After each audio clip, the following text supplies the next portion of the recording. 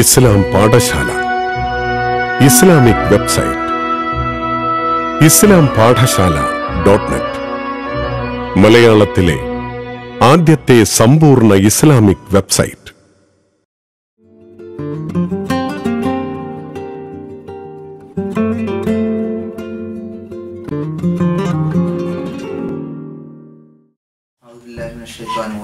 ബിസ്മില്ലാഹിർറഹ്മാനിർറഹീം.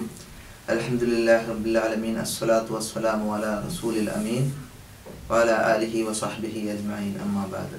പ്രിയ പ്രേക്ഷകരെ, അസ്സലാമു അലൈക്കും വറഹ്മത്തുള്ളാഹി വബറകാതുഹു. ഇസ്ലാം പാഠശാലയുടെ ഇന്നത്തെ അതിഥി കേരളീയ മുസ്ലിം സമൂഹത്തിന് സുപരിചിതനായ തിരുവനന്തപുരം പാളയം ഇമാം ജനാബ് യൂസുഫ് മുഹമ്മദ് നദവി അവർകളാണ്. അദ്ദേഹത്തെ ഇസ്ലാം പാഠശാലയിലേക്ക് ഹാർദമായി സ്വാഗതം ചെയ്യുന്നു. പാളയം ജുമാ മസ്ജിദിൽ ഈ നിയമനം ഏറ്റെടുത്ത ശേഷം ഒരുപക്ഷെ ആദ്യമായി നടക്കുന്ന ഒരു ഇന്റർവ്യൂ ആയിരിക്കും ഇത് എന്ന് ഞങ്ങൾ കരുതുകയാണ്. അപ്പോൾ താങ്കളെ പരിചയപ്പെടുത്തിക്കൊണ്ട് താങ്കളുടെ ഇതിന് മുമ്പുണ്ടായിരുന്ന പഠന മേഖല, വിദ്യാഭ്യാസ പ്രവർത്തന മേഖല, കുടുംബ പശ്ചാത്തലം ഒന്ന് വിശദീകരിക്കാം. അസ്സലാമു അലൈക്കും വറഹ്മത്തുള്ളാഹി. വയനാട്ടില് മേപ്പാടിയാണ് ജന്മസ്ഥലം. ഇപ്പോൾ താമസിക്കുന്നത് കോഴിക്കോട് ജില്ലയിലെ കൊയിലാണ്ടിയിലാണ്. വയനാട്ട് മേപ്പാടിയിലെ മദ്രസ, സ്കൂൾ, സെക്കൻഡറി വിദ്യാഭ്യാസം കഴിഞ്ഞ ശേഷം മലപ്പുറം, കോഴിക്കോട് ജില്ലകളിൽ പള്ളി ദർസുകളിൽ മതപഠനമായിരുന്നു. ശേഷം ലക്നോ ദാറുലുലൂം നദ്വത്തുൽ ഉലമായിൽ നിന്ന് ഇസ്ലാമിക് സ്റ്റഡീസിൽ ബിരുദം കരസ്ഥമാക്കുകയും അലിഗഡ് മുസ്ലിം യൂണിവേഴ്സിറ്റിയിൽ നിന്ന് അറബിക് ലിറ്ററേച്ചറിൽ MA കഴിയുകയും കാലിക്കറ്റ് യൂണിവേഴ്സിറ്റിയിൽ നിന്ന് PhD പൂർത്തിയാക്കുകയും ചെയ്തു. ഖുർആനിലും ഹദീസിലുമുള്ള ആരോഗ്യവശങ്ങൾ എന്നതായിരുന്നു PhD തിസിസ്. ലക്നോവിലെ പഠനകാലത്ത് തയ്യാറാക്കിയ തിസിസ് ഇസ്ലാമിക പ്രബോധനം സാഹിത്യത്തിൽ എന്ന വിഷയത്തിലായിരുന്നു. പിന്നീട് വയനാട്ടിലെ WMO ഓർഫനേജിൻ്റെ ഇംഗ്ലീഷ് മീഡിയം സ്കൂളിൽ റിലീജിയസ് സ്റ്റഡിയിൽ അധ്യാപകനാവുകയും അവിടുന്ന് Kadamel Rahmaniya Arabic college, Panniyankara Jauharul Huda Arabic college, Sultan Bathery Darul Uloom Arabic college എന്നീ സ്ഥലങ്ങളിൽ അറബിക് അധ്യാപകനാവുകയും കൊയിലാണ്ടി ബദരിയ വിമൻസ് അറബിക് കോളേജിൻ്റെ പ്രിൻസിപ്പളായി 13 വർഷം പൂർത്തിയാക്കുകയും ചെയ്തു. അതോടൊപ്പം തന്നെ കാപ്പാട് ഐനുൽ ഹുദ യത്തീംഖാനയുടെ കീഴിൽ ഒരു ഇസ്ലാമിക് അക്കാഡമി ഉണ്ട്. അതിൻ്റെ റെക്ടർ ചാർജും ഉണ്ടായിരുന്നു. മലപ്പുറം ജില്ലയിൽ കോട്ടക്കൽ സർഹിന്ദ് നഗറിൽ റഹ്മത്തുല്ലിൽ ആലമീൻ ഇൻസ്റ്റിറ്റ്യൂട്ടിലും സ്ഥാപന മേധാവിയായി സേവനം ചെയ്തിട്ടുണ്ട്. അവിടെയെല്ലാം ആഴ്ചയിൽ 1-2 ദിവസമായിരുന്നു ഉണ്ടായിരുന്നത്. അവസാനമായി മുക്കം മണാശ്ശേരി MAMO കോളേജിൽ ഒരു ലീവ് വേക്കൻറ്റിൽ അറബിക് വിഭാഗത്തിൽ അസിസ്റ്റന്റ് പ്രൊഫസറായി FIP വേക്കൻറ്റിൽ ജോലി ചെയ്തു. അതിൻ്റെ ഡ്യൂറേഷൻ തീർന്നുകൊണ്ടിരിക്കുന്ന സമയത്താണ് ഡിസംബറിൽ പാളയം മസ്ജിദിലേക്ക് ഇമാമിനെ ആവശ്യമുണ്ട് എന്ന വാർത്ത അറിയുന്നത്. അങ്ങനെ അപേക്ഷ കൊടുത്തതാണ്. അങ്ങനെ അവിടെ നടന്ന സെലക്ഷനിൽ എനിക്ക് ചാൻസ് ലഭിക്കുകയും ഇപ്പോൾ ആ പദവിയിൽ തുടർന്നുകൊണ്ടിരിക്കുകയും ചെയ്യുന്നു. കുടുംബ പശ്ചാത്തലം കൂടി. കുടുംബ പശ്ചാത്തലം, എൻ്റെ പിതാവ് ഒരു മദ്രസാധ്യാപകനായിരുന്നു. എൻ്റെ ജ്യേഷ്ഠന്മാരൊക്കെ തന്നെ ഈ മദ്രസാധ്യാപന മേഖലയിലുള്ളവരാണ്. ഇത്ര ഉയർന്ന തലത്തിലുള്ള ഒരു വിദ്യാഭ്യാസത്തിന് അവർക്കൊന്നും കഴിഞ്ഞിട്ടില്ലായിരുന്നു. ലക്നോവിൽ പോയി പഠിച്ചു, അലിഗർ പഠിച്ചു. പിന്നെ വയനാട്ടിൽ തന്നെ അറബിക്കിൽ 3ാമത്തെ PhD-കാരനാണ് ഞാൻ. സാധാരണ ഒരു പള്ളി ഇമാമിനെ പോലെയല്ല പാളയം ഇമാം എന്ന് പറയുന്നത്. ജനങ്ങളുടെ മനസ്സിൽ, മുസ്ലിം സമൂഹത്തിന്റെ മനസ്സിൽ, പൊതുസമൂഹത്തിന്റെ മനസ്സിൽ ഒരു വലിയ ഉയർന്ന സ്ഥാനമാണ് ഉള്ളത്. അപ്പോൾ ഈ ഒരു സ്ഥാനത്തെ എങ്ങനെയാണ് നോക്കിക്കാണുന്നത്? അവിടുത്തെ ഉത്തരവാദിത്തങ്ങൾ ഏത് രീതിയിൽ പൂർത്തീകരിക്കാൻ കഴിയുമെന്നാണ് താങ്കൾ കരുതുന്നത്? കേരളത്തിൽ പാളയം ഇമാമിന് വലിയ ഉത്തരവാദിത്തമുണ്ട് എന്ന് പൂർണ്ണമായി എനിക്ക് ബോധ്യമുണ്ട്. പാളയം ഇമാമിൻ്റെ റോള് അവിടെയുള്ള മത സാംസ്കാരിക മേഖലകളിൽ ഇസ്ലാമിൻ്റെ റെപ്രസെൻറ്റേറ്റീവ് ആവുക. ഇതാണ് പാളയം ഇമാമിൻ്റെ റോൾ എന്നാണ് ഞാൻ മനസ്സിലാക്കുന്നത്. ഇസ്ലാമിനെ പ്രതിനിധാനം ചെയ്ത് കേരളത്തിലും പുറത്തും മത സാംസ്കാരിക മേഖലകളിൽ തൻ്റെതായ ഉത്തരവാദിത്വം നിർവഹിക്കുക. ഒരു ഇസ്ലാമിക നേതൃത്വം എന്ന കാഴ്ചപ്പാടിൽ സമൂഹത്തിനോട്, രാജ്യത്തോട് വലിയ ഉത്തരവാദിത്വം നിർവഹിക്കേണ്ട ഒരു പദവിയാണ് ഇപ്പോൾ ഏറ്റെടുത്തത്. അത് നന്നായി കൈകാര്യം ചെയ്യാൻ തൗഫീഖ് തരണേ എന്നാണ് അള്ളാഹുവോട് പ്രാർത്ഥിച്ചു കൊണ്ടിരിക്കുന്നത്. നിങ്ങളും അതിനു വേണ്ടി പ്രാർത്ഥിക്കുമെന്ന് ഞാൻ വിശ്വസിക്കുന്നു. പാളയം ജുമാ മസ്ജിദിലെ ഇമാമുമാരുടെ ചരിത്രം എടുത്ത് നോക്കുമ്പോൾ ഇതിനു മുമ്പ് ഉണ്ടായിരുന്ന ഇമാമുമാരിൽ നിന്ന് വ്യത്യസ്തമായി കുറെ കൂടി അക്കാദമിക തലത്തിലും അതുപോലെ തന്നെ വിദ്യാഭ്യാസ രംഗത്തും പിന്നെ കൂടുതൽ പ്രവർത്തന പരിചയമുള്ള ഒരു വ്യക്തിത്വമാണ് താങ്കളുടേത്. കേരളത്തിന്റെ പൊതുവായ ഇപ്പോഴത്തെ അന്തരീക്ഷം എന്ന് പറയുന്നത് വിദ്യാഭ്യാസ പ്രവർത്തനങ്ങൾക്ക്, വിശിഷ്യ മുസ്ലിങ്ങൾക്കിടയിൽ വളരെ വലിയ മാറ്റങ്ങൾക്ക് കാരണമായിട്ടുണ്ട്.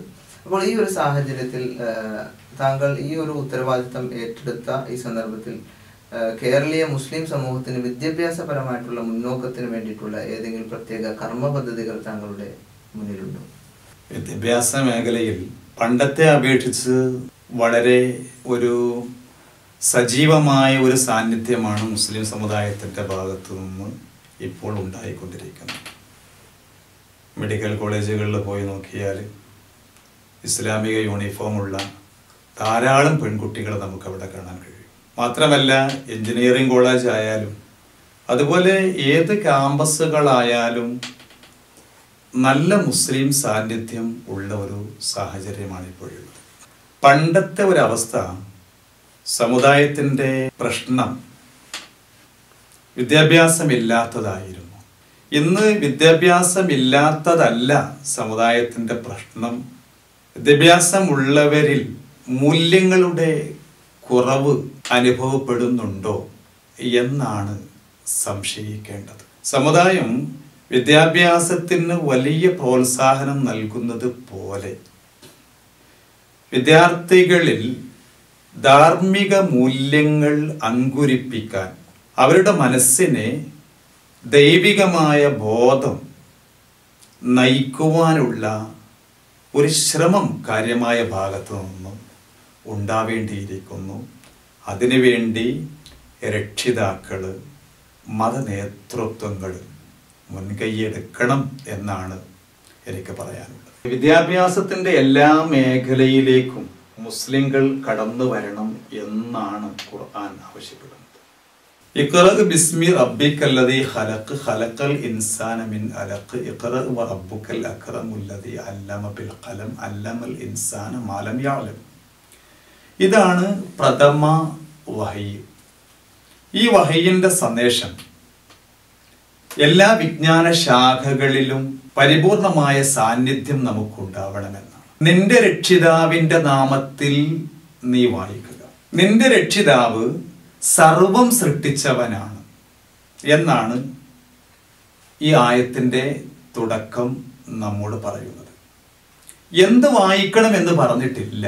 നിന്റെ രക്ഷിതാവ് സർവം സൃഷ്ടിച്ചവൻ, ഈ പ്രപഞ്ചത്തെ, ഈ അഖിലാണ്ട കടാഹങ്ങളെ മുഴുവൻ സൃഷ്ടിച്ചവനായ നിന്റെ രക്ഷിതാവിന്റെ നാമത്തിൽ നീ വായിക്കുക. എന്ത് വായിക്കണം? നിന്റെ രക്ഷിതാവിന്റെ സ്മരണയോടുകൂടെ നിനക്ക് സമീപിക്കാൻ പറ്റുന്ന എല്ലാം വായിക്കണം. നന്മയും തിന്മയും വേർതിരിക്കണം എന്നല്ലേ. രക്ഷിതാവിന്റെ സ്മരണ ഉണ്ടെങ്കിൽ തിന്മ വായിക്കാൻ ആർക്കും തോന്നില്ല. അപ്പോ ഈ മഹാപ്രപഞ്ചത്തിന്റെ പേജുകളായ സൂര്യന്, ചന്ദ്രന്, നക്ഷത്രങ്ങള്, ഗാലക്സികള്, ഇങ്ങനെയുള്ള ഇതൊക്കെ ഈ മഹാപ്രപഞ്ചത്തിന്റെ പേജുകളാണ്. ഈ പേജുകളൊക്കെ നാം വായിക്കേണ്ടതാണ്.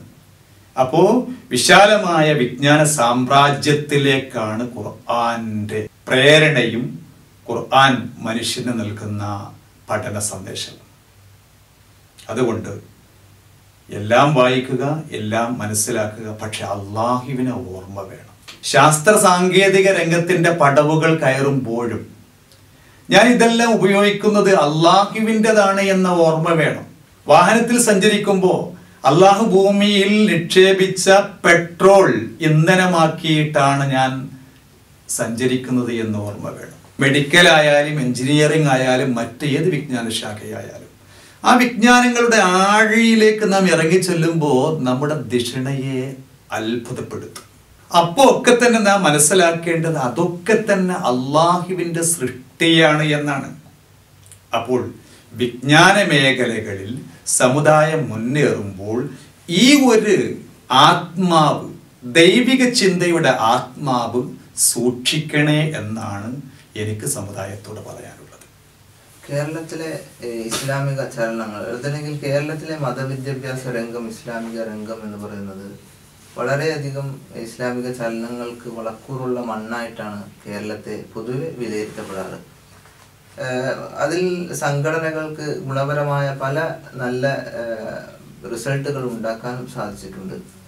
ഇപ്പോൾ ഇത് ഇങ്ങനെ കേരളത്തിലെ ഒരു വശത്ത് സംഘടനാപരമായിട്ട് ഒരുപാട് സംഘടനകൾ അവരുടെ ഇസ്ലാമികപരമായിട്ടുള്ള വിദ്യാഭ്യാസ പ്രവർത്തനങ്ങൾ, മറ്റു പ്രവർത്തനങ്ങൾ, ദീനി പ്രവർത്തനങ്ങളെല്ലാം ചെയ്തുകൊണ്ടിരിക്കുമ്പോൾ അത് ഒരു ഭാഗത്ത് ഗുണകരമായ ഫലങ്ങൾ ഉണ്ടാക്കുമ്പോൾ തന്നെ മറുഭാഗത്ത് ചില മോശം പ്രവണതകളും ഉണ്ടാകുന്നുണ്ട്. ഉദാഹരണത്തിന് പരസ്പരം ഒരു സംഘടനാ പക്ഷപാതിത്വത്തിൽ നിന്നും ഉണ്ടാകുന്ന പഴിചാരലും അതുപോലെ തന്നെ അങ്ങോട്ടും ഇങ്ങോട്ടുമുള്ള ചെളിവാരി എറിയലുകളും ഒക്കെ ഇസ്ലാമിനെ തന്നെ പ്രതിക്കൂട്ടിൽ നിർത്തുന്ന തരത്തിലാണ്.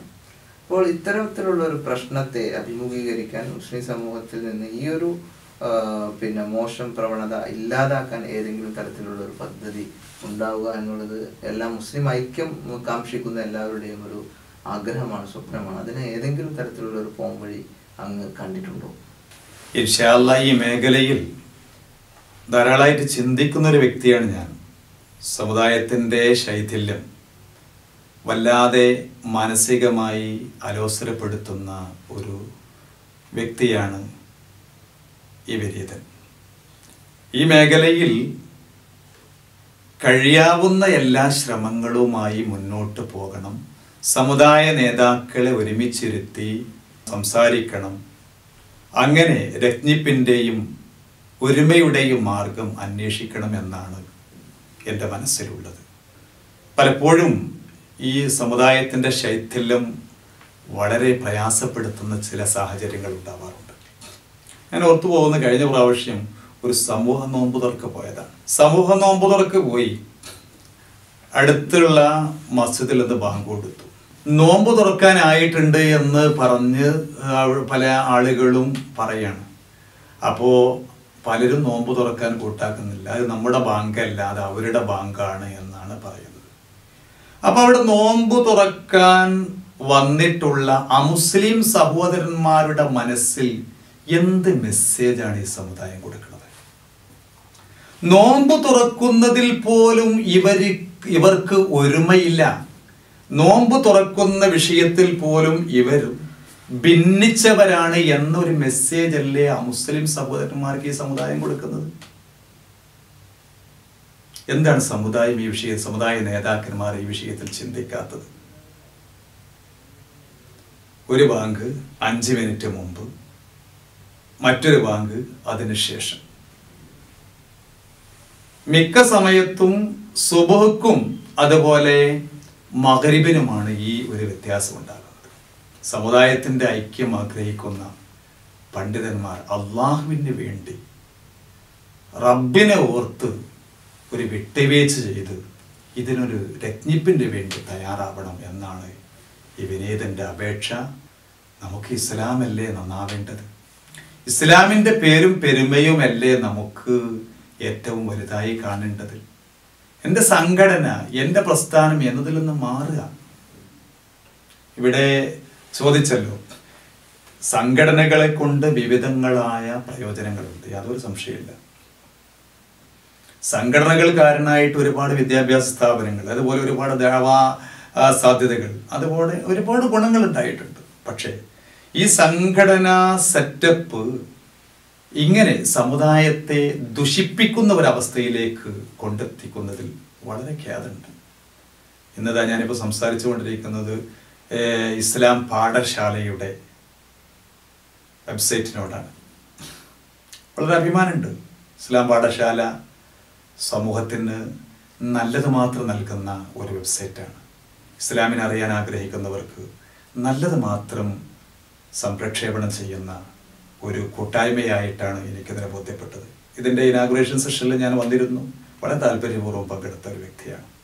എന്നാൽ ഈ സാങ്കേതിക വിദ്യ ഉപയോഗിച്ചുകൊണ്ട് നമ്മുടെ നാട്ടിലെ തെരുവുകളിൽ പരസ്പരം തെറി പറയുന്ന, പരസ്പരം ചെളിവാരി എറിയുന്ന, മറ്റേ സംഘടനക്കാരൻ കള്ളനാണ്, അവൻ കൊള്ളരുതാത്തവനാണ് എന്നൊക്കെ പറയുന്ന തെറിയഭിഷേകങ്ങൾ കൊണ്ട് നമ്മുടെ നാട്ടിലെ തെരുവോരങ്ങൾ, പ്രാന്തപ്രദേശങ്ങളുടെ അന്തരീക്ഷം ഇന്ന് മലിനപ്പെട്ടിരിക്കുകയാണ്.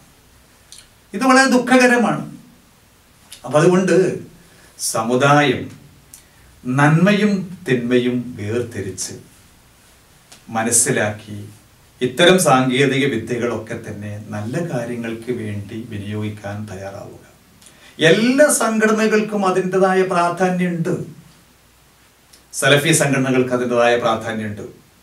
ജമായത്ത് ഇസ്ലാമിക്ക് അതിൻ്റെ പ്രാധാന്യമുണ്ട്. തബ്ലീഗ് ജമായത്തിന് അതിൻ്റെ പ്രാധാന്യമുണ്ട്. സുന്നി സമൂഹത്തിന് അതിൻ്റെതായ പ്രാധാന്യമുണ്ട്.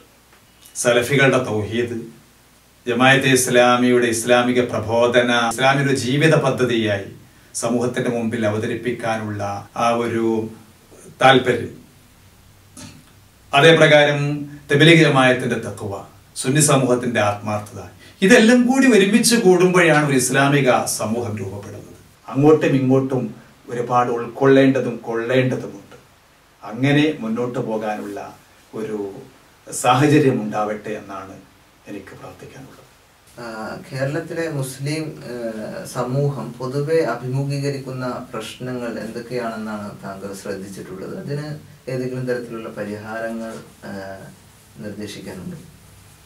കേരളത്തിലെ മുസ്ലിം സമൂഹം പ്രധാനമായും അഭിമുഖീകരിക്കുന്ന ഒരുപാട് പ്രശ്നങ്ങളുണ്ട്. ഒന്നാമത്, നേരത്തെ ഞാൻ സൂചിപ്പിച്ചതുപോലെ മെയിൻ അജണ്ടയിൽ നിന്ന് സമുദായം വിട്ടുപോകുക. പാർശ്വ പ്രശ്നങ്ങളിൽ അള്ളിപ്പിടിച്ചിരുന്നു അത് തർക്കവിതർക്കങ്ങളായി, അത് പർവ്വതീകരിച്ച് അതിൽ ഊർജം കളയാനാണ് സമുദായത്തിലെ മിക്ക സംഘടനകളും ശ്രമിച്ചുകൊണ്ടിരിക്കുന്നത്. ഇപ്പോൾ നമുക്കറിയാം, ഇവിടെ രണ്ട് പ്രസ്ഥാനങ്ങൾ പിളർന്നു, വീണ്ടും പിളർന്നു. അങ്ങനെ ഈ ഒരു സാഹചര്യങ്ങൾ ഇന്ന് ഒരു ഗ്രൂപ്പ് പരിപാടി വെക്കുന്നത് മറ്റേ ഗ്രൂപ്പിനെതിരെ, മറ്റേ ഗ്രൂപ്പ് പരിപാടി വെക്കുന്നത് മുമ്പേത്തെ ഗ്രൂപ്പ് പരിപാടി വെച്ചതിനേക്കാൾ കൂടുതൽ ഗംഭീരമാക്കണം. അപ്പൊ ഈ പരിപാടികൾ മിക്ക വിഷയങ്ങൾ എന്താണ്? ഇസ്ലാമിൻ്റെ മഹാത്മ്യങ്ങളല്ല വിഷയങ്ങളായിട്ട് അവതരിപ്പിക്കാറുള്ളത്. ഒരു ഉദാഹരണം പറയുകയാണെങ്കിൽ, നബി സല്ലല്ലാഹു അലൈഹി വസല്ലമയുടെ സന്ദേശങ്ങൾ കൂടുതൽ പ്രചരിപ്പിക്കുന്നതിന് പകരം നബി സല്ലല്ലാഹു അലൈഹി വസല്ലമയുടെ മാനവിക സന്ദേശങ്ങൾ, അവിടുത്തെ കാരുണ്യ സന്ദേശങ്ങൾ, സർവകാല പ്രസക്തമായ അവിടുത്തെ ദർശനങ്ങൾ ലോകർക്ക് പരിചയപ്പെടുത്തുന്നതിന് പകരം ഒരു മുടിമ കൂടി കെട്ടിമറിയാണ് സമുദായം. ഇപ്പോ പത്രത്തിൽ വായിച്ച് മുടി മാത്രമല്ല, ഇപ്പം എന്തോ ഒരു പഴയ പാത്രം കിട്ടിക്കണം. ഇനി അതായിരിക്കും ഇഷ്യൂ. അപ്പോ ശരിക്കും സമുദായ നേതാക്കൾ മനസ്സിലാക്കേണ്ടത്, ഇബ്ലീസ് ഓരോ അജണ്ടകൾ ഇങ്ങനെ കൊണ്ടുതരാണ്. നമ്മുടെ മെയിൻ അജണ്ടയിൽ, ദഅവ എന്ന അജണ്ടയിൽ നിന്ന് നമ്മൾ മാറി നിൽക്കലാണ് ഇബ്ലീസിന്റെ ലക്ഷ്യം. അത് തിരിച്ചറിഞ്ഞ് കാര്യങ്ങൾ മനസ്സിലാക്കി മെയിൻ അജണ്ടയായ ദഅവത്തിലേക്ക് കടന്നു വരികയാണ് നാം വേണ്ടത്. വേറൊരു വിഷയം പറയുകയാണെങ്കിൽ, എന്തെല്ലാം പ്രശ്നങ്ങൾ നാം അഭിമുഖീകരിക്കുന്നുണ്ട്.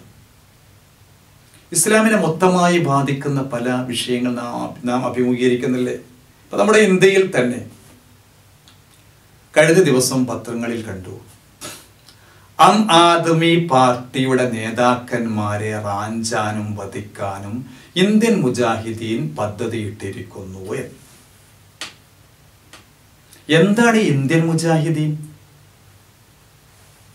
ഇന്ത്യൻ മുജാഹിദീൻ എന്ന ആ പദങ്ങൾ തന്നെ, ഇന്ത്യൻ എന്ന ഇംഗ്ലീഷ് പദം, മുജാഹിദീൻ എന്ന അറബി പദം, ഈ രണ്ട് പദങ്ങളും കൂട്ടിയിട്ട് ഒരു നാമമുണ്ടാക്കാൻ ബുദ്ധിയുള്ള ആൾക്കാർ തയ്യാറാവൂല.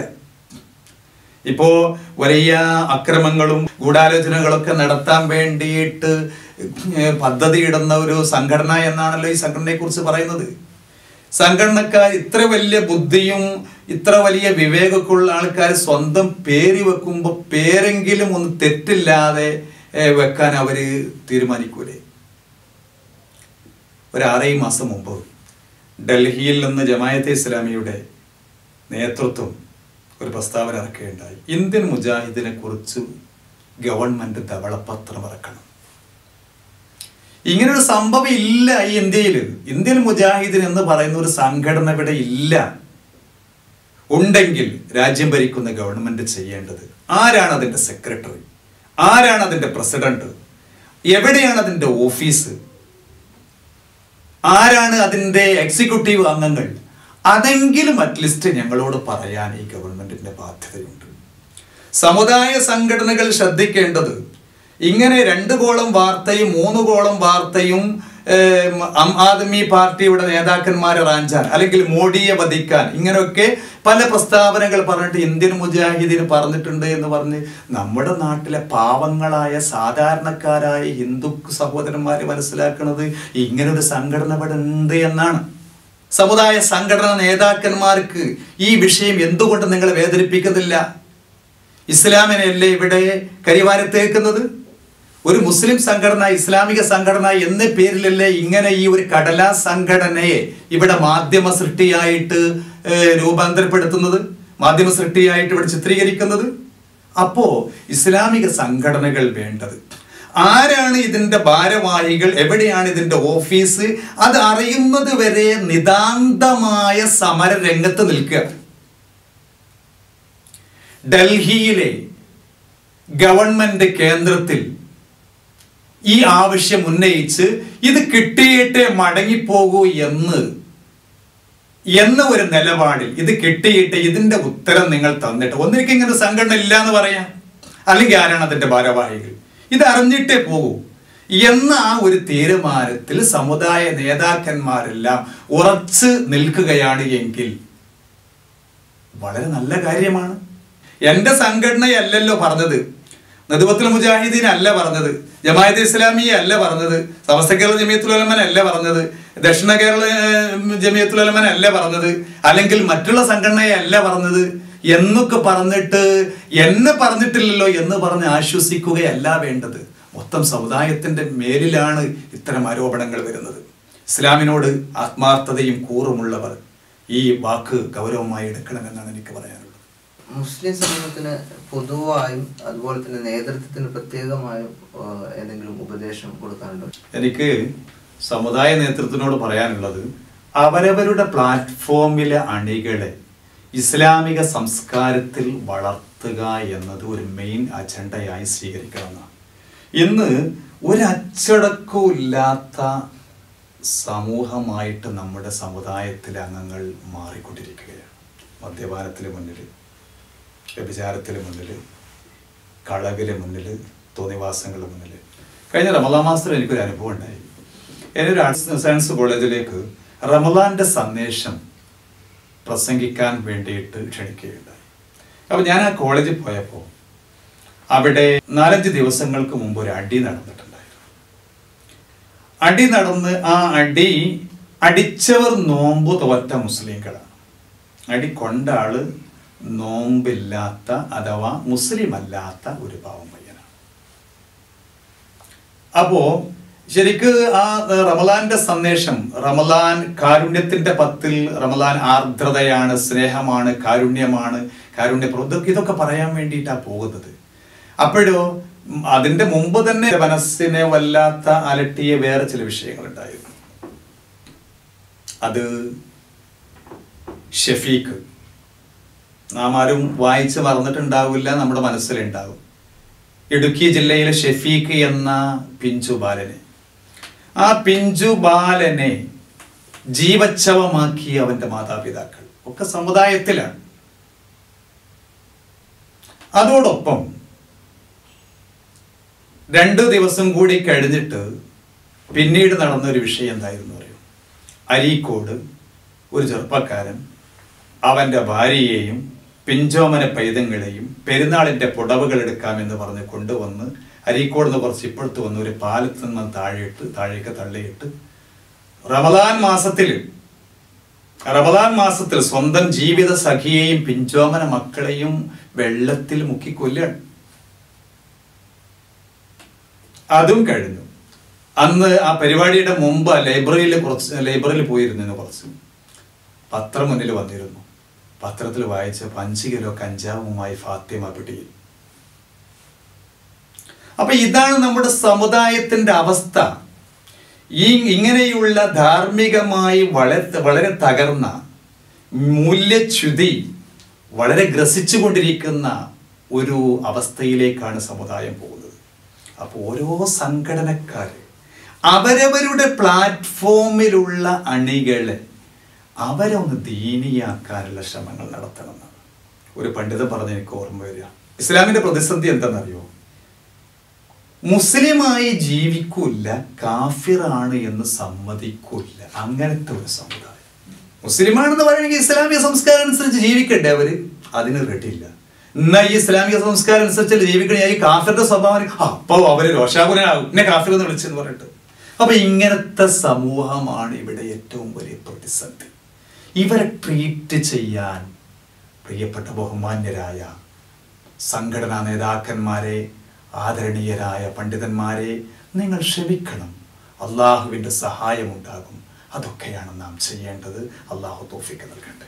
പാളയം പള്ളിയുടെ കേരളത്തിലെ സ്ഥാനം എന്ന് പറയുന്നത് മുസ്ലിങ്ങൾക്കിടയിൽ മാത്രമല്ല ഇതര മതസ്ഥർക്കിടയിലും വളരെ ഉയർന്ന ഒരു സ്ഥാനമാണ് പാളയം പള്ളിക്കും അതുപോലെ ഇമാമിനും ഉള്ളത്. അപ്പോൾ ഈ അർത്ഥത്തിൽ പാളയം പള്ളിയുടെ ചരിത്രം പരിശോധിക്കുമ്പോഴും അതിന് മതസൗഹാർദ്ദവുമായി ബന്ധപ്പെട്ട് കേരളത്തിലെ സമാധാന അന്തരീക്ഷം നിലനിർത്തുന്നതുമായി ബന്ധപ്പെട്ടുകൊണ്ട് വളരെ സ്തുത്യർഹമായ സേവനങ്ങൾ അർപ്പിച്ചിട്ടുള്ള ഒരു പള്ളി കൂടിയാണ് പാളയം ജുമാ മസ്ജിദ് എന്നുള്ളത്. അപ്പോൾ ഇതുമായി ബന്ധപ്പെട്ടുകൊണ്ട് പൊതുസമൂഹത്തിന് വേണ്ടിയിട്ടുള്ള തുടർ പ്രവർത്തനങ്ങൾ എന്തെങ്കിലും താങ്കൾ മനസ്സിൽ കണ്ടിട്ടുണ്ടോ?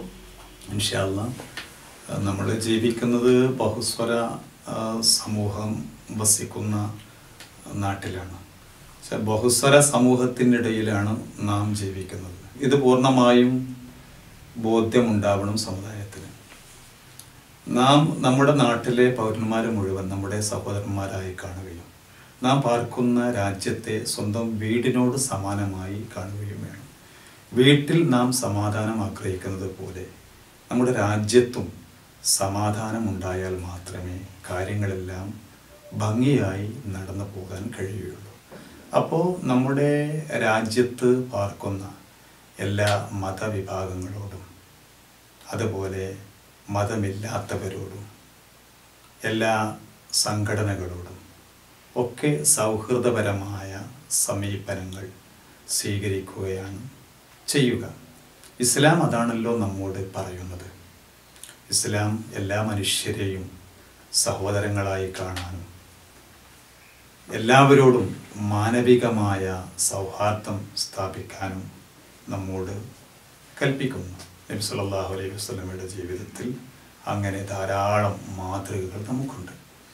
അതോടുകൂടെ സമുദായത്തിനകത്തുള്ള സംഘടനകൾ അവർക്കിടയിൽ ഒരു ഇസ്ലാമികമായ ഒരു കുടുംബ സാഹോദര്യം അങ്ങനെയും സ്ഥാപിക്കണം. അങ്ങനെ ഈ ഒരു 2 പോയിന്റ് അഥവാ നമ്മുടെ കുടുംബ ഐക്യം എന്ന രൂപത്തിൽ ഇസ്ലാമിക സംഘടനകളെയെല്ലാം ഒരുമിച്ച് കാണുകയും അവർക്കിടയിൽ സൗഹാർദ്ദത്തിന് വേണ്ടി പ്രവർത്തിക്കുകയും ചെയ്യുക. അതോടൊപ്പം നമ്മുടെ രാജ്യത്തിലെ പൗരന്മാർ എന്ന നിലയിൽ എല്ലാ വിഭാഗം ആളുകളോടും സൗഹാർദ്ദത്തിലും സ്നേഹത്തിലും വർത്തിക്കുകയും ചെയ്യും. അതിനു വേണ്ടി പ്രവർത്തിക്കും. സാമുദായിക സൗഹാർദ്ദവും രാജ്യ സ്നേഹവും നിലനിൽക്കുവാനും അതിലൂടെ നമ്മുടെ നാട്ടിൽ സമാധാനം സംജാതമാകുവാനും കഴിയാവുന്ന എല്ലാ പ്രവർത്തനങ്ങളും ചെയ്യുമെന്ന് ഞാൻ ഉറപ്പു തരികയാണ്. ഇസ്ലാം പാഠശാലയുടെ സ്ഥിരം വായനക്കാരോടും അതിൻ്റെ പ്രേക്ഷകരോടും പ്രത്യേകിച്ച് ഒരു ഉപദേശങ്ങൾ എന്തെങ്കിലും? ഇസ്ലാം പാഠശാല മഹത്തായ ഒരു ലക്ഷ്യത്തിന് വേണ്ടി ഉണ്ടായതാണ്.